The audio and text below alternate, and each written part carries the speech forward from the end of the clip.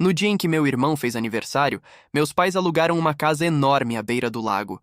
Contrataram um chefe particular e chamaram todos os amigos dele. Para mim, no meu aniversário, deixaram um cupcake comprado no mercado e um cartão escrito "Quem sabe no próximo ano". Quando reclamei, minha mãe deu aquele sorriso debochado e disse que eu estava exagerando como sempre. Eu só tirei uma foto daquele presente e comprei uma passagem para o Japão. Mais tarde, naquela mesma noite, meu pai mandou mensagem perguntando: "Onde você está?" Me senti ridículo por gastar o pouco que tinha guardado. Tirei uma foto do cupcake e do cartão, enviei para o meu e-mail, como se quisesse guardar uma prova de que aquilo aconteceu de verdade. Quando comecei a arrumar minhas coisas, o som da festa do meu irmão chegava alto pela janela. Ouvi meu pai gritar o nome dele e brindar. Ouvi minha mãe elogiar o chefe. E em nenhum momento alguém subiu para me chamar. Eles sabiam que eu estava lá. Só escolheram fingir que não. Peguei minha mochila e desci sem fazer barulho. O cachorro da casa me olhou, abanou o rabo e depois se deitou de novo. Ninguém notou quando saí. Fui a pé até a estação, comprei um café e fiquei esperando o ônibus para o aeroporto. Lembro de olhar para o reflexo da minha cara no vidro da lanchonete. Cansado, meio perdido. Parecia um figurante na própria vida. Cheguei ao aeroporto perto da meia-noite. As luzes eram frias. O ar-condicionado estava forte e o barulho dos anúncios se misturava às vozes apressadas. Eu só sentia um vazio estranho, uma mistura de raiva e alívio. Mandei uma mensagem curta para o meu pai. "Não se preocupem, estou bem." Foram quase 2 horas até ele responder. A mensagem veio simples. "Onde você está?" Fiquei olhando para a tela um tempo. Poderia ter dito a verdade, poderia ter dito "no aeroporto" ou "indo embora", mas não quis dar a eles o direito de saber. Respondi apenas: "Longe o suficiente para vocês não precisarem se preocupar." Depois disso, desliguei o celular e sentei perto do portão de embarque. Quando o voo foi anunciado, senti um nó no estômago. Não era medo. Era a sensação de estar finalmente cortando algo que sempre doeu, mas que eu nunca tinha coragem de encarar. Enquanto o avião subia, olhei pela janela e vi as luzes da cidade ficando pequenas. Pensei na minha mãe rindo, no meu pai tentando manter as aparências, e no meu irmão abrindo presentes caros que eu nunca pude dar. Pela primeira vez, não doeu tanto. Eu não sabia o que me esperava no Japão. Só sabia que, onde quer que fosse, eu não queria mais ser o filho invisível. A primeira coisa que percebi ao chegar em Tóquio foi o silêncio diferente. Mesmo com tanta gente, havia uma espécie de ordem que me deixava desconfortável. Eu estava acostumado com o barulho, com alguém sempre gritando alguma coisa, com portas batendo. Ali tudo parecia funcionar sem precisar de ninguém falando. Me senti um intruso. E talvez fosse. Fiquei num hotel pequeno em Shinjuku, o tipo de lugar onde ninguém faz perguntas. O quarto era apertado, mas limpo, e o som dos passos no corredor me dava uma sensação estranha de companhia. Na primeira noite, fiquei sentado na cama, olhando o celular. Nenhuma mensagem. Nem da minha mãe, nem do meu pai, nem do meu irmão. Só aquele "onde você está?" de horas atrás. Durante o dia, eu andava sem rumo. Entrava em lojas, observava pessoas com roupas que pareciam de outro mundo. Me distraía com o fato de ninguém me reconhecer, de ninguém saber quem eu era. Pela primeira vez, eu existia sem o peso de um sobrenome, sem ser comparado a ninguém. Mas à noite, quando voltava para o quarto, a solidão me acertava em cheio. Eu pensava no que teria acontecido se eles tivessem notado que eu fui embora. No quarto dia, recebi uma ligação internacional. Era do meu pai. O nome dele piscando na tela me fez gelar. Não atendi. Esperei o toque parar, mas ele ligou de novo. Depois de alguns minutos, veio uma mensagem curta: "Precisamos conversar." Apaguei sem ler de novo. Mesmo assim, passei o resto do dia pensando naquilo. Parte de mim queria acreditar que era preocupação genuína, mas outra parte sabia que não. Meu pai sempre foi o tipo que só se movia quando algo ameaçava a aparência da família. Provavelmente estavam preocupados com o que os outros iam dizer. Não comigo. À noite, quando saí para comer, o celular vibrou de novo. Outra mensagem: "Seu irmão quer falar com você." Li e fechei o visor. Continuei andando pelas ruas iluminadas, tentando não pensar, mas cada vitrine me devolvia minha própria expressão cansada. Era como se, não importa onde eu fosse, eu ainda carregasse aquela casa dentro de mim. Voltei pro hotel e decidi finalmente abrir o e-mail. Lá estava a foto que eu tinha mandado para mim mesmo, o cupcake e o cartão. Fiquei olhando por um tempo. Era simples, quase patético, mas aquele registro me ajudava a lembrar por que eu tinha saído. Eu precisava dessa lembrança para não me sentir culpado por ir embora. No quinto dia, acordei com uma sensação estranha. O hotel estava silencioso demais.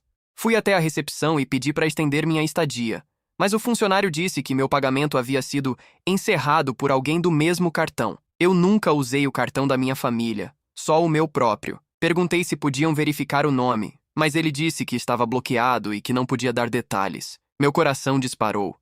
Voltei para o quarto e tentei usar meu cartão em um aplicativo de transporte, e deu erro. Conta bloqueada. Tentei acessar meu banco. Senha incorreta. 3 tentativas e minha conta foi suspensa. Eu estava em outro país, sozinho, e de repente, sem acesso a nenhum centavo. Naquele momento, não tive dúvida. Foi meu pai. Era o tipo de coisa que ele faria por amor, para me obrigar a voltar. Só que dessa vez, eu não ia. Fui até um caixa eletrônico e confirmei o que já sabia. Saldo zerado. Nem o dinheiro da reserva tinha sobrado. Eu podia até ligar para a embaixada, mas isso significava pedir ajuda. E isso eu me recusei a fazer. Voltei para o quarto e fiquei sentado por horas, tentando pensar no que fazer. Era engraçado. Passei a vida me sentindo preso na casa deles e agora estava preso do outro lado do mundo. Quando anoiteceu, olhei para o celular e pensei em ligar para o meu irmão. Mas antes que eu tomasse coragem, recebi uma notificação. Uma nova mensagem de voz. Era da minha mãe. Ela dizia que eu precisava parar de fazer drama, que ninguém ali era meu inimigo, que eu só estava destruindo a família. A voz dela estava calma, mas havia algo frio, quase satisfeito por trás de cada palavra. No final da gravação, ela disse uma frase que me deixou sem chão. Seu pai disse que o banco bloqueou tudo, então agora você vai ter que voltar. E quando voltar, a gente vai conversar direito. Desliguei o celular e fiquei olhando a parede branca. Pela primeira vez, senti medo de verdade. Não do bloqueio, não da falta de dinheiro, mas do tom dela. Era como se tivessem esperado eu fugir só para me provar que eu nunca conseguiria ir longe demais. Passei a noite inteira acordado, sentado no chão do quarto, tentando decidir o que fazer. O hotel me deu prazo até o meio-dia para sair, e eu tinha o equivalente a uns $40 em dinheiro vivo. O suficiente para comer por 1 ou 2 dias no máximo. Quando o relógio marcou 10 da manhã, eu ainda não tinha nenhuma resposta, só medo e raiva. Fiz o check-out com a mochila nas costas e fiquei parado na rua, olhando o movimento das pessoas indo e vindo. Todo mundo parecia saber para onde ir, menos eu. Pensei em ligar para a embaixada americana, mas minha cabeça estava confusa. Não queria admitir que tinha perdido o controle, que eles tinham vencido. Acabei encontrando um café pequeno e barato. Pedi um sanduíche simples e fiquei sentado perto da janela, observando a chuva começar. Enquanto comia, percebi uma notificação no celular. Era uma transferência bancária. Alguém tinha depositado $1.000 na minha conta. Não era muito, mas era o suficiente para eu respirar. O nome do remetente era E. Collins. Demorei alguns segundos para entender. Ethan Collins, meu irmão. Por reflexo, digitei uma mensagem. Por quê? A resposta veio rápido. Porque eles não têm o direito de te fazer isso. Eu fiquei ali, olhando para a tela. Era a primeira vez em anos que ele me mandava algo que soava sincero. Ethan sempre foi o centro das atenções, o preferido, o que nunca errava. Eu cresci achando que ele também me desprezava, mas agora parecia diferente. Escrevi de volta. Você sabe o que eles fizeram, né? Ele respondeu. Sei, e você precisa ficar longe por enquanto. Não me pergunta como eu sei, só me escuta. Aquela frase me deixou gelado. Por enquanto? O que aquilo significava?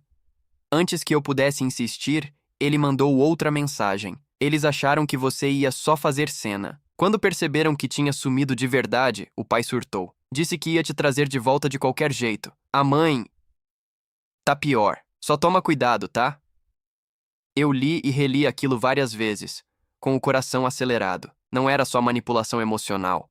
Eles realmente estavam indo atrás de mim. E se tinham poder para bloquear minhas contas, não seria impossível me localizarem em outro país. Guardei o celular e saí do café, andando sem destino. A chuva engrossava, o que era bom, porque ninguém prestava atenção em mim. Fui até uma loja de eletrônicos e comprei um chip novo. Troquei o número, ativei em outro nome e apaguei tudo que podia me rastrear. Era estranho o quanto aquele tipo de paranoia fazia sentido. Nas horas seguintes, fiquei andando por bairros menores, procurando um lugar barato para ficar. Acabei encontrando uma pensão próxima a Ueno, com um dono idoso que mal falava inglês. Ele não pediu cartão, só dinheiro adiantado. Paguei por 3 dias e subi para o quarto. Deitado na cama, percebi que o medo estava sendo substituído por outra coisa.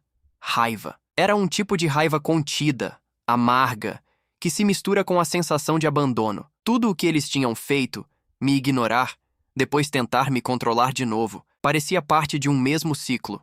Eu só nunca tinha percebido o quanto minha família era boa em disfarçar crueldade de preocupação. Peguei o celular e voltei a falar com Ethan. Perguntei se ele estava bem.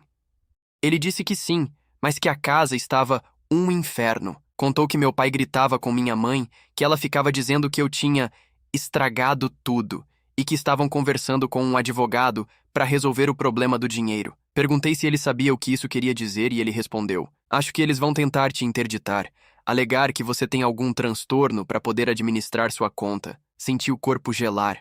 Aquilo não fazia sentido. Eu era um adulto, com renda, emprego, tudo em ordem. Mas conhecendo meus pais, não duvidei.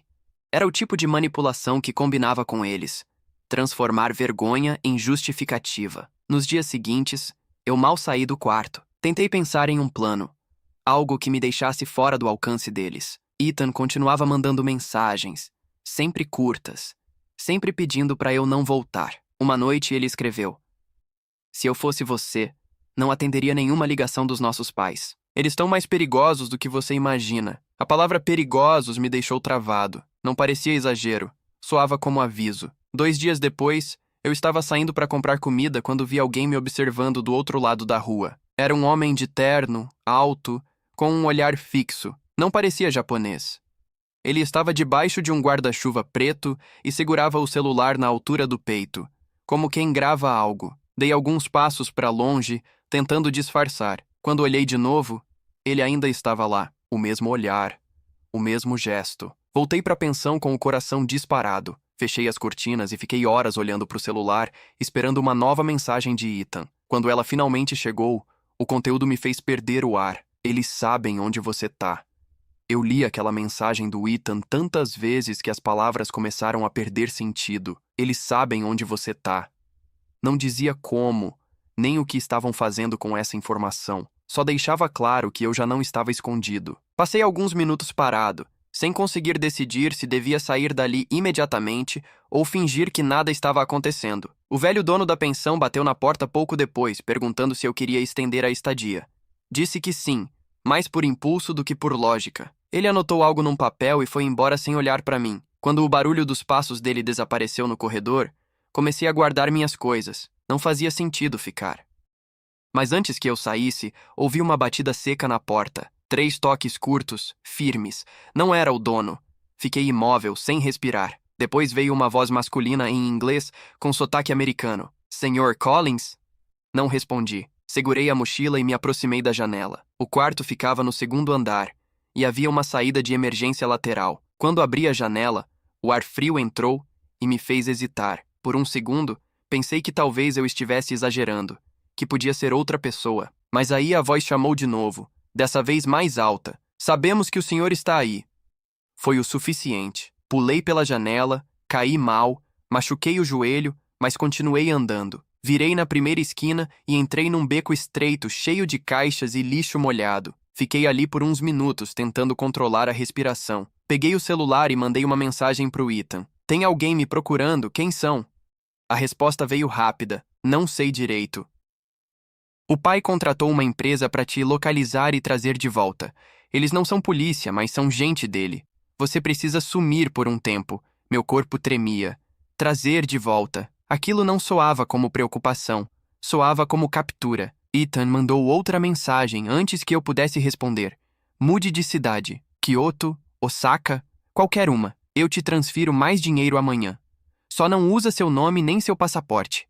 Promete que não volta para casa." Fiquei lendo aquelas linhas e percebi o quanto ele parecia estar falando sério. Não era o irmão perfeito e distante de antes. Era alguém assustado tentando me ajudar. Peguei um trem para Kyoto naquela mesma noite. Fiz o percurso inteiro em silêncio, com o capuz cobrindo o rosto. A cada vez que o vagão parava, eu olhava para ver se alguém estava me observando. Quando cheguei, já era madrugada. Encontrei um hostel barato e paguei em dinheiro. O atendente nem pediu documento. No quarto, o medo começou a dar lugar a uma sensação pior, exaustão. Eu só queria dormir, mas minha cabeça não parava. Lembrei de cada vez que tentei agradar meus pais, de cada humilhação disfarçada de piada, de cada vez que minha mãe disse que eu era problemático. Eles sempre tiveram um jeito de me fazer duvidar da minha própria memória. Agora estavam tentando fazer isso em escala maior, me apagar de verdade. 3 dias se passaram em Kyoto sem nenhum sinal de ninguém. Ethan não escreveu. Nenhuma ligação. Comecei a pensar que talvez tivesse conseguido despistar tudo. Até que numa tarde, ouvi baterem na porta do quarto. O atendente avisou que havia um envelope na recepção, para o hóspede do quarto 203. Não tinha remetente. Desci para buscar. O envelope era branco, sem endereço. Apenas meu nome, Daniel. Em letras grandes, firmes. Voltei pro quarto e fiquei olhando para aquilo por minutos, com o coração acelerado. Pensei em jogar fora, mas a curiosidade venceu. Abri com cuidado. Dentro havia uma única folha de papel com uma frase impressa. Pare de fugir. Você não entende o que seu irmão fez. O ar pareceu sumir do quarto. Li de novo, tentando processar. Meu irmão? Ethan? O mesmo que estava me ajudando? Sentei na cama, tremendo. Tudo podia ser mentira. Uma forma de me desestabilizar, de me fazer voltar. Mas e se não fosse? Peguei o celular e escrevi. Ethan, o que você fez? Nenhuma resposta. Mandei de novo e de novo. Silêncio total. As horas passaram. A tela do celular continuava vazia e a frase do papel ficava martelando na cabeça. Eu não sabia mais em quem acreditar. Tudo que eu tinha era a certeza de que alguém me vigiava e que agora, além do medo, havia algo novo. Dúvida. Passei a noite inteira olhando para aquele papel. Pare de fugir. Você não entende o que seu irmão fez. Era uma frase simples, mas o tipo de coisa que muda tudo. Eu tentava lembrar se Ethan já tinha feito algo que justificasse aquilo, mas nada vinha à cabeça. Ele sempre foi o filho exemplar, o inteligente, o responsável, o orgulho da família. Se ele estava me ajudando agora, era porque sabia o que nossos pais realmente eram. Pelo menos era nisso que eu queria acreditar. Na manhã seguinte, desci para tomar café. A atendente do hostel sorriu de leve, mas percebi que ela olhou para o envelope que eu segurava antes de fingir que não viu. Talvez fosse coincidência. Ou talvez alguém tivesse deixado aquilo pessoalmente. Peguei meu prato e sentei num canto, tentando parecer tranquilo. O sol entrava pela janela, e por um segundo tudo pareceu normal. Mas quando olhei para a rua, vi o mesmo homem de terno escuro parado do outro lado, encostado num poste. O mesmo corpo rígido, a mesma postura. Ele não olhava diretamente para mim. Parecia esperar algo. Terminei o café e voltei pro quarto, subindo as escadas rápido demais. No corredor, uma mulher que eu nunca tinha visto passou por mim e disse algo em japonês que não entendi, mas seu olhar era tenso, como se soubesse que algo estava errado. Fechei a porta, encostei a cadeira na maçaneta e respirei fundo. Peguei o celular e digitei de novo. Ethan, por favor, me responde. Nada. Tentei ligar, mas caiu direto na caixa postal. Então decidi tentar outro caminho. Abri o histórico de mensagens antigas dele, procurei o e-mail que usava para trabalho e enviei uma mensagem curta. Se eu não souber o que está acontecendo, vou direto à polícia. Esperei por horas. Nada. Por volta das 3 da tarde, recebi um e-mail de volta, mas não do Ethan. O remetente era anônimo, só dizia no subject. O corpo da mensagem tinha uma única linha. Você não devia ter envolvido o Ethan nisso. A mão me tremeu. Eu reli várias vezes, tentando entender o que significava envolver. Como se eu tivesse puxado ele para dentro de algo que não deveria. Só que eu não tinha feito nada. Eu só fugi. Peguei minha mochila e saí do hostel pela porta dos fundos sem fazer check-out. Fui andando até a estação e comprei uma passagem para Osaka com dinheiro vivo. Enquanto esperava o trem, olhei em volta e percebi que estava me comportando como alguém que fugia da polícia, olhando para os lados, desconfiando de tudo. E o mais assustador era que, no fundo, fazia sentido agir assim. Durante a viagem, recebi uma notificação. Era do banco. Meu saldo tinha aumentado. Outra transferência. Mas o nome do remetente não era mais E. Collins. Era só Collins Family Trust. O valor era alto demais para ser de Ethan. Era coisa do meu pai. Não sabia se era uma armadilha ou um sinal. O texto da transferência dizia apenas: vamos conversar. Última chance. Senti o estômago travar. Era típico dele. Agir como se ainda tivesse controle, como se tudo fosse uma negociação. Apaguei a notificação e prometi para mim mesmo que não ia tocar naquele dinheiro. Quando cheguei em Osaka, o trem já estava quase vazio. Encontrei um quarto pequeno num prédio antigo, pago em espécie, sem nome no registro. Enquanto tomava banho, tentei lembrar da última vez que minha família fez algo por amor, sem esconder um motivo. Não consegui pensar em nenhuma. À noite, fui até um cybercafé e consegui logar numa rede segura para tentar falar com o Ethan de novo. Nada. Nenhum sinal de atividade nas redes, nenhuma atualização. Era como se ele tivesse sumido. Voltei pro quarto e fiquei deitado no escuro, pensando se eu não tinha cometido o mesmo erro de sempre. Acreditar que alguém da minha família realmente queria me proteger. Mas o que mais me deixava inquieto era a frase do bilhete. Você não entende o que seu irmão fez. Por volta das 2 da manhã, o silêncio foi quebrado por uma batida fraca na porta. 3 toques curtos, iguais aos de antes em Tóquio. Fiquei paralisado. O coração parecia bater dentro dos ouvidos. A voz que veio logo depois era baixa, mas clara. Daniel, sou eu. Era o Ethan. Eu reconheceria aquela voz em qualquer lugar. Meu corpo reagiu antes da mente. Corri até a porta, mas não abri. Perguntei quem mais estava com ele, e ele respondeu que ninguém. Disse que viajou até o Japão para me tirar dali antes que as coisas ficassem piores. Mesmo assim, não consegui abrir. Havia algo estranho no tom dele. Calmo demais, controlado demais. Perguntei o que significava o bilhete. Ele ficou em silêncio por um tempo e depois disse algo que me gelou por completo. Eles não estão mentindo, Daniel. Eu fiz algo, mas não é o que você pensa. Antes que eu pudesse responder, o som do elevador parou no andar. Passos. Vários. Ethan murmurou "Me perdoa" e se afastou.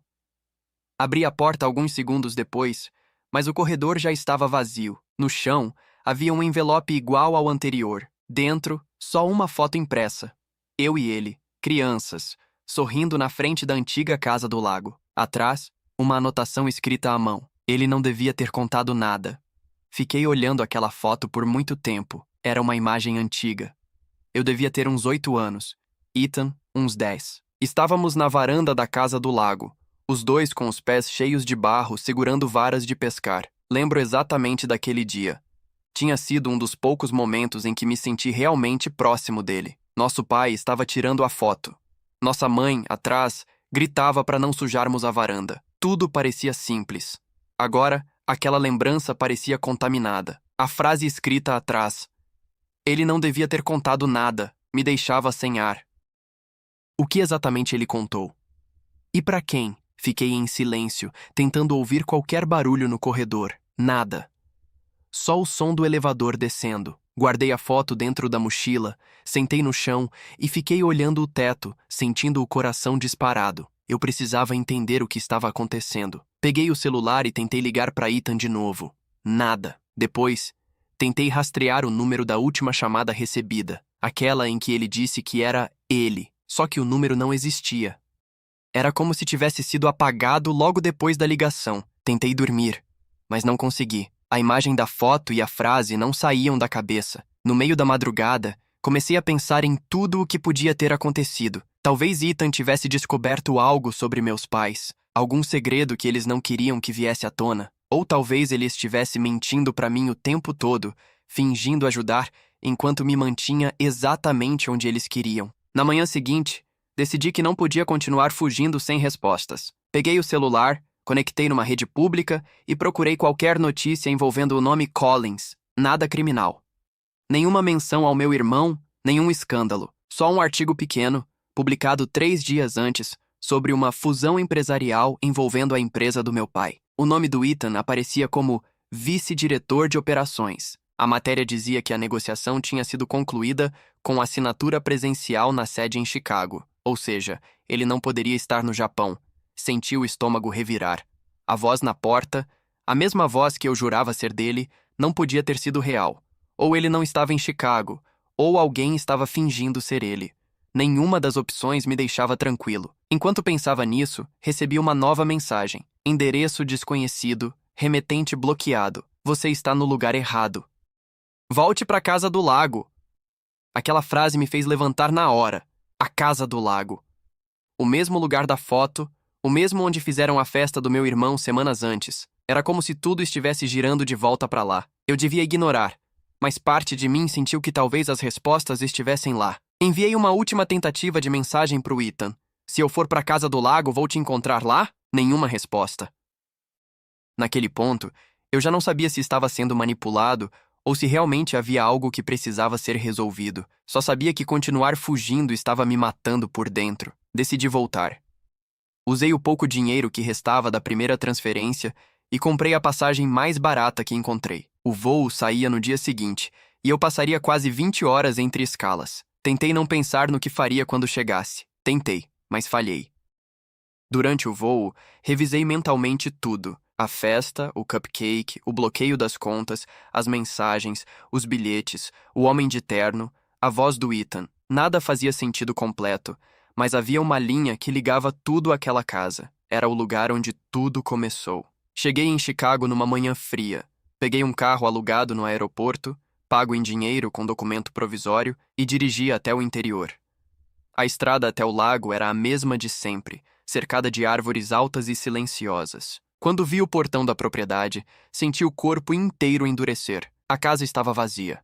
As cortinas fechadas, o gramado mal cuidado. Parecia abandonada há semanas. Deixei o carro na entrada e caminhei até a varanda. A madeira rangia, o ar tinha cheiro de mofo e umidade. O mesmo lugar onde a foto tinha sido tirada. O mesmo onde meus pais comemoraram o aniversário do meu irmão. Abri a porta. Estava destrancada.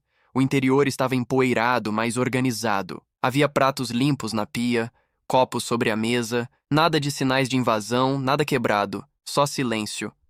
Andei até a sala principal e foi ali que vi, sobre a mesa, um envelope igual aos outros. Meu nome, escrito à mão. Abri devagar, o coração batendo tão forte que parecia ecoar no peito. Dentro, havia apenas uma folha com uma frase curta. Agora você vai entender o que realmente aconteceu no aniversário dele. Atrás, uma data. A do dia da festa. Na mesma hora, percebi que o relógio de parede estava marcando exatamente aquela data. Travado, parado no meio da tarde. Era como se o tempo ali tivesse parado junto com alguma coisa que eu nunca soube. Fiquei parado na sala, olhando o relógio travado. 3h15 da tarde. Era o horário em que, no dia da festa, eu tinha subido para o quarto com o cupcake na mão. Eu lembrava disso claramente. Lembro de ter ouvido risadas vindo da varanda, música alta, e depois de ter fechado a porta para não escutar mais nada. Naquele momento, tudo o que senti foi humilhação. Mas agora, de repente, aquele horário parecia ter outro peso. A frase do bilhete, agora você vai entender o que realmente aconteceu no aniversário dele, não saía da cabeça. Fui andando devagar pela casa. O ar estava parado, com um cheiro estranho, levemente metálico. Os cômodos estavam limpos, mas havia detalhes errados. Uma cadeira virada, uma toalha esquecida no chão da cozinha, o celular de alguém carregando numa tomada. Ainda ligado, mas sem bateria suficiente para acender a tela. Peguei o aparelho. O fundo de tela era uma foto do meu irmão, Ethan, sorrindo. O mesmo sorriso de sempre. Aquele que escondia mais do que mostrava. Tentei desbloquear, mas pedi a senha. Deixei o celular sobre a bancada e abri a geladeira. Estava quase vazia. Só garrafas de água e algumas comidas prontas. Tudo tinha data da semana anterior. Ou seja, alguém esteve ali recentemente. Subi as escadas devagar, cada degrau rangendo sob o meu peso. O quarto do meu irmão estava exatamente como eu lembrava.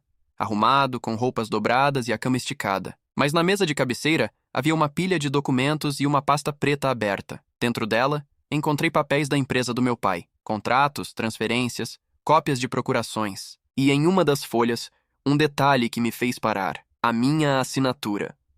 Eu nunca assinei nada da empresa, mas ali estava meu nome. Igualzinho. Data recente. Senti o corpo gelar. Peguei a pasta e continuei folheando. Entre os papéis, havia cópias de documentos bancários, declarações fiscais e até um extrato do meu antigo emprego.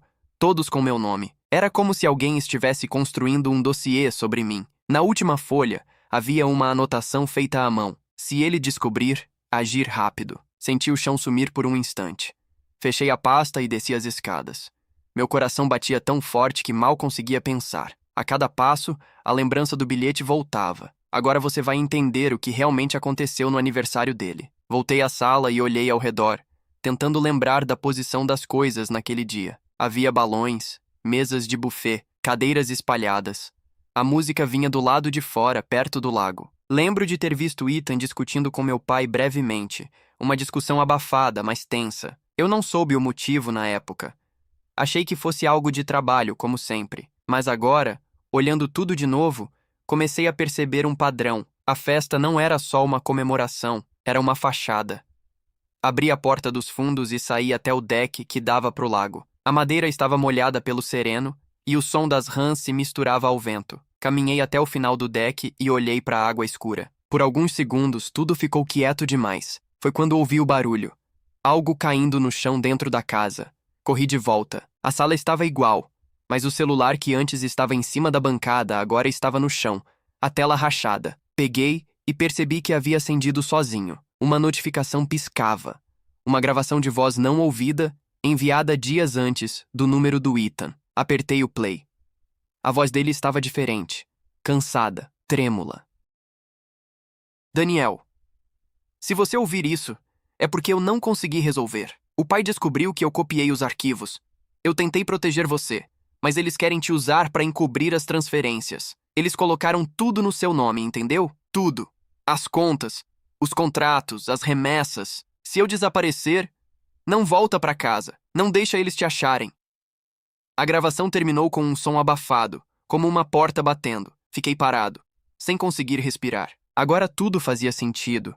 O bloqueio das minhas contas, o sumiço do Ethan, o medo na voz dele. Eles tinham usado meu nome para lavar dinheiro, e quando ele tentou impedir, virou alvo também. Peguei a pasta novamente, tirei fotos de todos os documentos e comecei a mandar para o meu próprio e-mail, um por um. Enquanto fazia isso, ouvi um barulho de carro vindo da estrada, um motor desligando, portas batendo. Olhei pela janela.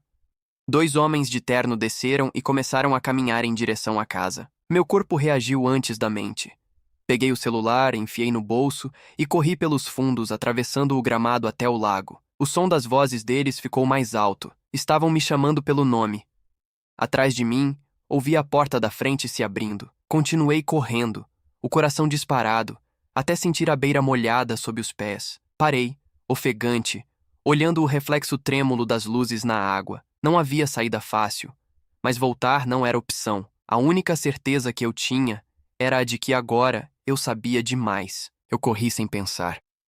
A grama úmida me fazia escorregar, o som dos passos deles ficando cada vez mais perto. A água do lago refletia as luzes dos carros estacionados perto da entrada da casa. Um dos homens gritou meu nome, como se fosse uma ordem, não um chamado. A voz dele era firme, quase impaciente. O tipo de tom que alguém usa quando já decidiu o que vai fazer, com ou sem a sua cooperação. Cheguei até o final do deck e olhei em volta. Não havia para onde ir. Atrás, os 2 homens já se aproximavam, lanternas acesas. Um deles falava algo pelo rádio. Eu só conseguia pensar na gravação do Ethan, o medo na voz dele, a confissão sobre as transferências. Aquilo era a prova de que eu não estava louco. Tudo o que eles tinham feito comigo era parte de um plano maior. Peguei o celular, abri a caixa de entrada e confirmei que as fotos dos documentos tinham sido enviadas. Todas. Respirei fundo e joguei o celular dentro do lago. Vi a luz da tela afundando devagar até desaparecer. Foi instintivo. Se eles me pegassem, não teriam como apagar as provas. Um dos homens gritou para eu parar. A lanterna dele me acertou em cheio nos olhos. Levantei as mãos, tentando enxergar, e disse que não ia a lugar nenhum até falar com o Ethan. Eles se entreolharam e o mais alto respondeu que eu sabia demais. Foi o suficiente para confirmar tudo o que eu já suspeitava. Corri para o lado contrário, atravessando o gramado até a cerca. Pulei, caí mal e senti o tornozelo torcer. Mesmo assim, continuei andando mancando, guiado só pela necessidade de não ser pego. Atravessei o mato, o som dos galhos se quebrando atrás de mim, e cheguei à estrada principal. Consegui me esconder atrás de uma caminhonete estacionada perto da curva e fiquei ali, tentando controlar a respiração. As lanternas deles vasculhavam o campo. Um deles falava no rádio. Não está com o telefone, repito, não está com o telefone. Isso me deu uma única vantagem. Eles queriam o aparelho, não a mim. O celular era a peça que ligava tudo. A gravação do Ethan, as fotos dos contratos, as mensagens. Se eu desaparecesse, o caso morria. Se as provas sobrevivessem, talvez alguém notasse. Esperei até o som do motor se afastar e caminhei de volta para a estrada. O tornozelo doía, mas continuei andando até ver as luzes da cidadezinha mais próxima. Era pequena, com um posto de gasolina aberto 24 horas e um motel decadente do outro lado da rua. Entrei no banheiro do posto, lavei o rosto e me olhei no espelho. Eu parecia outra pessoa. Olhos fundos, roupas sujas, mãos tremendo. Enquanto pensava no que fazer, ouvi o noticiário tocando na TV do balcão. O som estava baixo, mas uma frase chamou minha atenção. A polícia investiga o desaparecimento de Ethan Collins, filho de um conhecido empresário de Chicago. Meu corpo travou. A imagem mostrava uma foto dele. Recente, provavelmente de algum evento da empresa. O apresentador dizia que ele tinha sido visto pela última vez há 5 dias. 5 dias. Exatamente quando ele me mandou a última mensagem. Fiquei ali, parado, com o coração acelerado. A repórter continuou. Fontes próximas afirmam que a família acredita que Ethan estava em contato com o irmão mais novo, Daniel Collins, que atualmente encontra-se fora de alcance. Meu nome na TV. Aquilo me deu um soco no estômago. Agora eu não era só um fugitivo. Eu era o suspeito. Saí do posto e me sentei na calçada, tentando respirar. As coisas estavam piorando rápido demais. Se eu procurasse a polícia, eles teriam a versão dos meus pais. E eu seria o culpado. Se continuasse fugindo, acabaria caindo nas mãos dos mesmos homens que estavam me caçando. Pensei no Ethan de novo. Se ele estava mesmo desaparecido, talvez ainda estivesse vivo. E se estivesse, era o único que podia provar que eu não estava envolvido. Eu só precisava descobrir onde ele estava antes deles. Peguei o notebook velho que levava na mochila, o único objeto que não tinham bloqueado, e conectei a uma rede pública. Entrei na conta de e-mail que usava para enviar as provas e vi algo que me gelou. Todas as mensagens tinham sido abertas, por um endereço de IP registrado em Chicago. Ou seja, alguém do outro lado já sabia que eu tinha os documentos. E não era a polícia.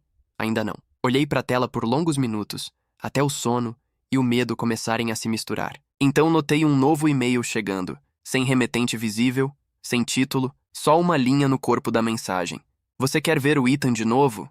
Volte para casa. O mesmo tipo de frase que me fez voltar ao lago. Só que agora, pela primeira vez, eu senti que talvez fosse o único jeito de acabar com aquilo e descobrir se meu irmão ainda estava vivo. Respirei fundo, fechei o notebook e me levantei. Eu ia voltar. Mas dessa vez, não para fugir. Passei a madrugada dirigindo de volta para Chicago. A estrada estava quase deserta e a escuridão fazia tudo parecer mais longo do que realmente era. Cada farol que vinha no sentido contrário me fazia segurar o volante com força, imaginando se seria um carro deles. A cada curva, eu revia na cabeça as palavras do e-mail. Você quer ver o Ethan de novo? Volte para casa. A casa.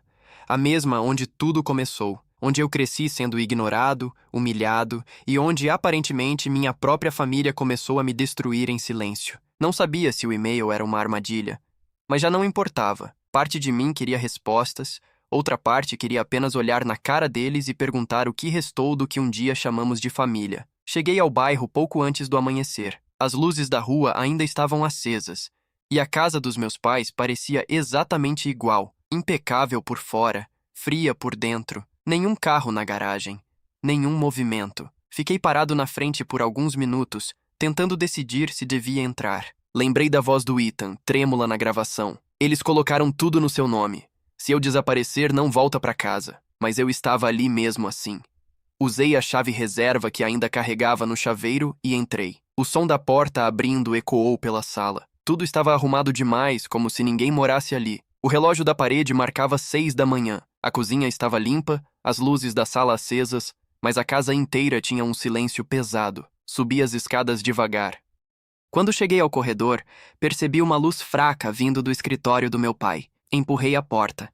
Ele estava sentado na poltrona, de costas para mim, o cabelo grisalho, o mesmo terno impecável. Ao lado dele, sobre a mesa, uma pasta preta idêntica à que encontrei na casa do lago. Eu sabia que você ia voltar, disse ele sem me olhar. A voz era calma, quase satisfeita. Fiquei parado, tentando controlar a respiração. Ele virou a cadeira devagar, e aquele sorriso contido me atingiu como um golpe. Você sempre quis ser notado, Daniel. Ele suspirou. Acho que finalmente conseguiu. Perguntei onde o Ethan estava. Meu pai inclinou a cabeça, como se achasse engraçada a pergunta. O seu irmão fez escolhas erradas. Tentou trair a própria família. Ele tentou me proteger. A minha voz saiu fraca, mas firme o bastante. Ele apenas riu. Não, filho. Ele tentou se proteger. Jogou tudo nas suas costas. Foi ele quem colocou seu nome nos documentos. Achou que, se desse errado, ninguém suspeitaria do filho problemático que vive reclamando da vida. Senti o corpo inteiro estremecer. Você está mentindo. Eu quis acreditar nisso, mas parte de mim sabia que ele era capaz. E parte de mim sabia que o Ethan também era. Meu pai se levantou devagar, ajeitando o paletó. O problema com você, Daniel, é que sempre acha que é vítima, mas nunca percebe o estrago que causa. Seu irmão... Ele apenas aprendeu a jogar o mesmo jogo. Fiquei mudo. Ele caminhou até mim, parou a poucos passos de distância e colocou um envelope na minha mão. Isso é tudo o que resta. Depois disso, você faz o que quiser. Ele passou por mim e saiu do escritório, como se tivesse acabado de encerrar uma reunião comum. Abriu o envelope. Dentro havia uma folha impressa, um relatório bancário e, grampeado a ele, um bilhete escrito à mão. A letra era do Ethan. Não é o que você pensa. Eu só queria proteger você. Prometo que um dia você vai entender. O relatório mostrava uma transferência enorme, milhões de dólares, feita semanas antes do meu aniversário. O remetente, E. Collins. O destinatário, D. Collins. Meu nome, minhas contas. Senti as pernas fraquejarem. Ele tinha mesmo colocado tudo no meu nome. Desci as escadas em choque. A sala estava vazia, e meu pai já não estava mais ali. Olhei pela janela e vi um carro preto se afastando devagar. Fiquei sozinho, segurando o envelope, sem saber o que era verdade. Se o Ethan tivesse feito aquilo para me proteger, por quê? E proteger de quem? E se meu pai estivesse certo e o Ethan tivesse me usado para se salvar, de repente, o telefone fixo da casa começou a tocar. O som ecoava pelo corredor. Deixei o envelope cair e atendi. Do outro lado, uma respiração curta, fraca. Daniel? Era o Ethan. Por um segundo não consegui falar. Ele parecia exausto, como se tivesse corrido. Não acredita nele, ele sussurrou. Eles vão te culpar por tudo. Eu tentei resolver, mas a ligação cortou. Tentei ligar de volta, mas o número apareceu bloqueado. Olhei para o envelope caído no chão e percebi que, no verso do bilhete do Ethan, havia outra frase escrita à caneta. Se você recebeu isto, então eu não consegui sair. O ar me faltou. A gravação, os e-mails, as mensagens, tudo agora apontava para o mesmo lugar. Meu irmão estava tentando escapar de alguma coisa, mas não conseguiu. Eu me sentei no chão, o telefone ainda na mão, ouvindo o som vazio da linha cortada, e entendi que pela primeira vez não havia mais para onde correr. Fiquei sentado na sala por vários minutos, com o telefone ainda na mão. A casa estava silenciosa, mas o som da voz do Ethan ecoava dentro de mim, fraca, quase sem fôlego. Se você recebeu isto, então eu não consegui sair. Era uma frase de despedida, mas também um aviso. Ele sabia que iam atrás dele. E agora, provavelmente, viriam atrás de mim também. Olhei ao redor e percebi que havia câmeras novas instaladas nos cantos da sala. Pequenas, quase invisíveis, com luzes verdes piscando. Não lembrava de existirem antes. Era claro que eu estava sendo observado. Meu pai tinha preparado tudo. Levantei devagar e comecei a andar pela casa, tentando entender o que procurar. Tudo parecia milimetricamente organizado, o tipo de ordem que só serve para esconder o caos. Subi para o quarto de hóspedes, o que costumava ser o meu antes de eu me mudar. As paredes ainda tinham as mesmas marcas que deixei quando adolescente, mas havia algo novo. Uma caixa metálica trancada embaixo da cama. Peguei, sentei no chão e tentei abrir, e estava pesada. Depois de alguns minutos forçando, consegui arrombar a trava com uma chave de fenda que achei na garagem. Dentro havia pastas, gravações de áudio e anotações escritas à mão, algumas com datas recentes, outras mais antigas. No topo, uma folha com o timbre da empresa do meu pai e o nome do Ethan sublinhado várias vezes. E embaixo, algo que fez meu estômago virar, uma pasta com meu nome. Abri. Fotos minhas, desde a infância. Relatórios médicos, cópias de e-mails, até prints de conversas antigas que eu tinha esquecido que existiam. Havia até uma cópia do bilhete que deixei quando fui embora. Tudo arquivado, como se alguém estivesse montando um dossiê completo sobre mim há anos. Na última página, um título. Plano de contingência, D. Collins. O texto dizia que, caso o projeto de fusão sofresse investigação, a responsabilidade seria transferida para o membro colateral da família, ou seja, eu. O documento dizia literalmente: o mais emocionalmente instável, histórico de fuga, alta credibilidade como bode expiatório. Fiquei paralisado. Eles tinham planejado isso antes mesmo de eu fugir. A minha revolta, a minha impulsividade, o meu distanciamento, tudo o que me fez parecer o filho problemático, agora era a justificativa perfeita para me culpar. A raiva me tomou. Peguei o telefone fixo e disquei o número do meu pai. Ele atendeu no segundo toque, como se estivesse esperando. Perguntei se ele tinha feito tudo aquilo. Ele respondeu com a calma de quem não precisava mais fingir. Você sempre foi uma peça útil, Daniel. Não estrague agora. Senti o sangue ferver. Perguntei onde o Ethan estava. Ele ficou em silêncio por alguns segundos, depois disse: Ele fez o que precisava fazer. E agora você também vai. A ligação cortou. Fiquei parado, tremendo, até ouvir o som de um carro parando do lado de fora. O mesmo ruído de motor que ouvi no lago. Espiei pela janela. 2 homens desceram, os mesmos de terno. Um deles falava no celular. Peguei a caixa de metal e comecei a tirar fotos rápidas dos documentos, usando o telefone fixo para enviar os arquivos para o meu e-mail, linha por linha, antes que eles entrassem. A cada envio, meu coração acelerava mais. Ouvi o portão se abrir. Joguei tudo dentro da mochila e corri para o quarto dos fundos. A janela dava para o quintal, que terminava numa cerca baixa. Pulei e caí no gramado. O tornozelo ainda doía, mas não parei. Atravessei o quintal e me escondi atrás do galpão, respirando rápido demais. Os passos deles ecoaram na varanda. Um deles chamou meu nome. Outro disse que a porta estava destrancada. Fiquei ali, imóvel, ouvindo o som dos passos pesados pela casa. Um deles falava algo sobre pegar os arquivos e não deixar rastros. Quando o barulho diminuiu, corri pela lateral da casa e segui até o fim da rua. Entrei num beco, me escondi atrás de uma caçamba e abri o e-mail no celular. Todas as fotos tinham sido enviadas, mas uma delas, a última, mostrava algo que eu não tinha percebido antes. No rodapé do documento, em letras pequenas, estava o nome de quem havia redigido o plano de contingência. Não era o meu pai. Era Ethan Collins. Meu corpo travou. Reabri a imagem para ter certeza. Estava lá, claro como o dia. Assinatura do Ethan, data de meses atrás. Ele tinha escrito aquele plano. Por um momento, tudo parou. O medo, a raiva, a confusão, tudo se misturou. Será que ele realmente tentou me proteger? Ou sempre fez parte do mesmo esquema? Enquanto eu tentava entender, recebi um novo e-mail, mesmo remetente anônimo de antes, sem título. A mensagem dizia apenas: ele não desapareceu, ele está te esperando. Olhei para a tela, sem saber se sentia esperança ou pavor. Abaixo da frase havia um endereço. Um armazém nos arredores de Chicago. Respirei fundo. Fechei o celular. Eu ia até lá. Eu precisava saber, de uma vez por todas, quem meu irmão realmente era e o que ele tinha feito comigo.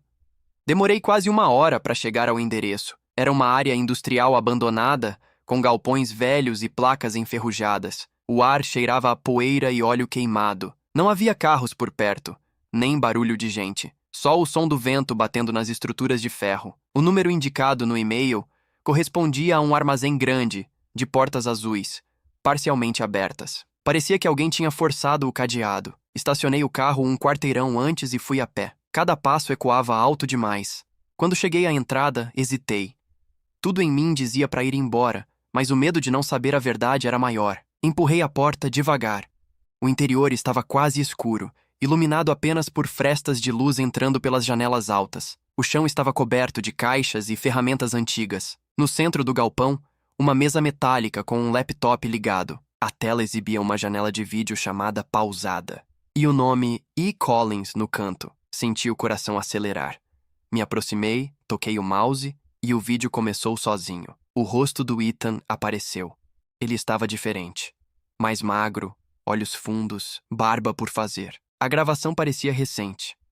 Se você está vendo isso, Daniel, é porque você chegou até o fim. Eu não sei mais quanto tempo tenho, então preciso ser direto. A voz dele estava calma, mas cansada. Sim, eu assinei os documentos. Fui eu quem criou o plano com o seu nome, mas não para te incriminar.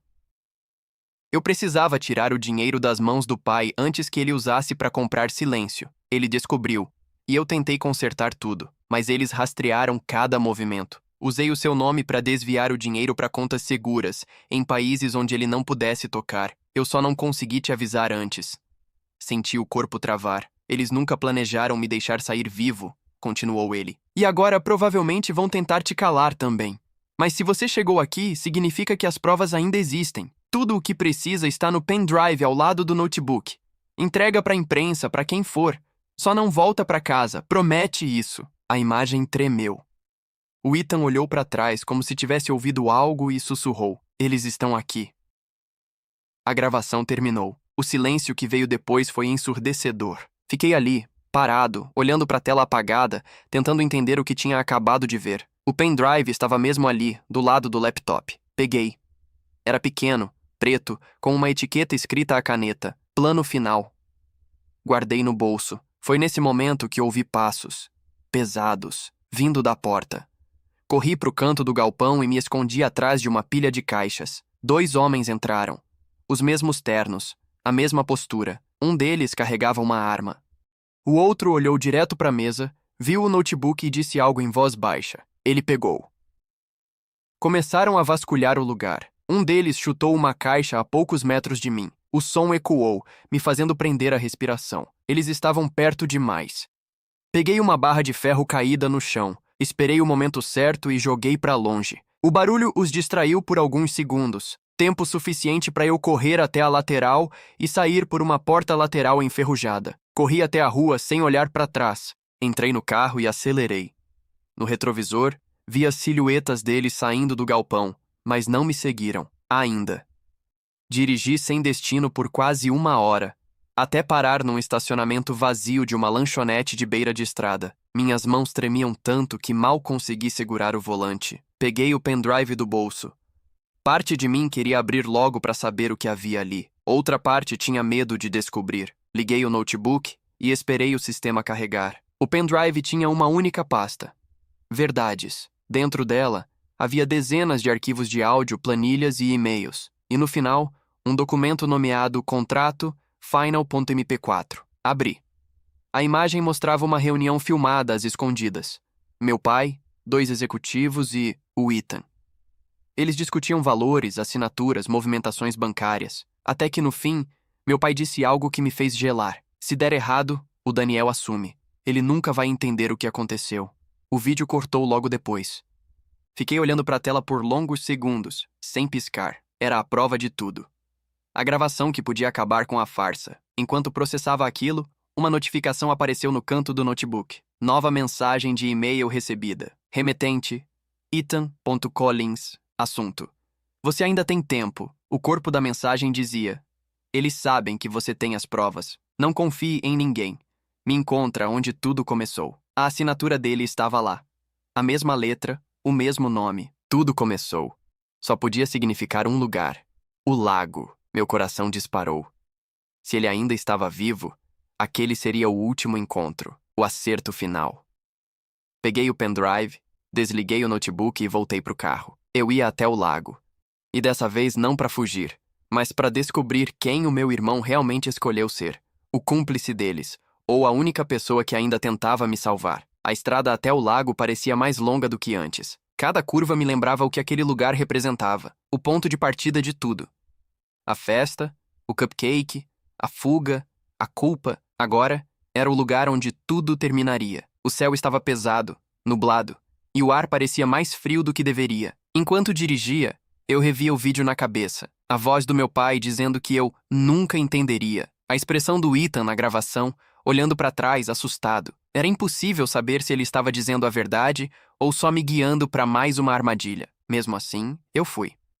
Não por confiança, mas porque precisava que aquilo acabasse. Quando cheguei à estrada de terra que levava à casa do lago, o portão estava aberto. As marcas de pneu recentes no chão mostravam que alguém tinha estado ali pouco antes. Estacionei o carro longe, apaguei as luzes e caminhei devagar até a varanda. O som da madeira rangendo debaixo dos meus pés me fez lembrar da infância, das vezes em que eu e o Ethan corríamos até o lago, tentando escapar dos gritos do nosso pai. A porta estava entreaberta. Empurrei com cuidado. Lá dentro, a casa estava às escuras, mas havia luz vinda da janela dos fundos, refletindo na parede. Fui seguindo aquele brilho até a sala, e foi então que o vi. Ethan estava sentado no sofá, magro, exausto, com os olhos fundos. Quando me viu, esboçou um sorriso fraco, como se estivesse aliviado e cansado ao mesmo tempo. Você veio, disse, quase num sussurro. Fiquei parado na porta, sem saber se devia me aproximar. Era para eu ver esse lugar uma última vez, ele continuou. Achei que não fosse conseguir. O que é isso, Ethan? Perguntei. Essa mensagem, o pendrive, o que realmente está acontecendo? Ele respirou fundo e passou a mão pelo rosto. Eu fiz tudo o que podia para te proteger, Daniel, mas não tem mais como consertar. O pai descobriu o que eu fiz com o dinheiro. Ele me caçou por semanas. Achei que se usasse o seu nome, teria tempo para esconder as provas. Eu sabia que ele iria atrás de você, mas achei que eu ainda conseguiria resolver antes de te atingirem. Senti um nó na garganta. Você me transformou no culpado.